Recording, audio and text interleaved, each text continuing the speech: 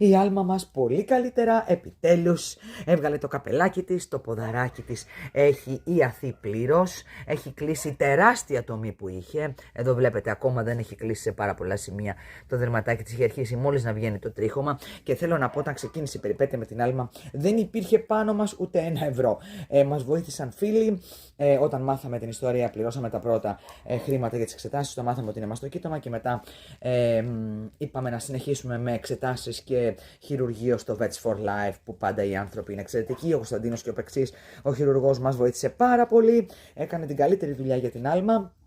Θέλω να πω ότι πάντα περιμένουν οι άνθρωποι να αποπληρώσουμε το ποσό το οποίο πάντα είναι πολύ μεγάλο στα χειρουργεία. Τώρα η Άλμα κόστησε πάνω από €1.100 μαζί με την νοσηλεία της. Δεν βάζω τα φάρμακα φυσικά και την περιποίηση εδώ που και αυτή κόστησε αρκετά. Αλλά θέλω να πω. Τις ειδικές τροφές και όλα αυτά φυσικά που ήθελε για πάρα πολύ καιρό. Γιατί μετά την αντιβίωση είχε ένα θέμα με το έντερό της που έπρεπε να παίρνει σταθερά μια γαστροϊντέστιναλ τροφή. Θέλω να πω ότι πάντα ξεκινάμε έτσι όταν υπάρχει ένα πρόβλημα. Έχουμε πολλά σκυλιά εδώ και γατούλες που χρειάζονται γιατρούς. Όμως πάντα πάμε στα πιο σως, στα πιο επίγοντα. Η Άλμα ήταν ένα επίγον περιστατικό. Έπρεπε να αφαιρεθεί όγκος για να μην προχωρήσει πουθενά.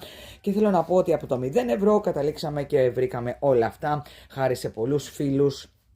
Και ιδιαίτερα τώρα στο τέλος, αφού μας έδωσαν οι φίλοι και βάλαμε και εμείς εννοείται χρήματα, μας βοήθησε στο τέλος η Greek Alma Rescue, η οποία αποπλήρωσε τα €430 στην κλινική που χρωστούσαμε. Την ευχαριστούμε πάρα πολύ.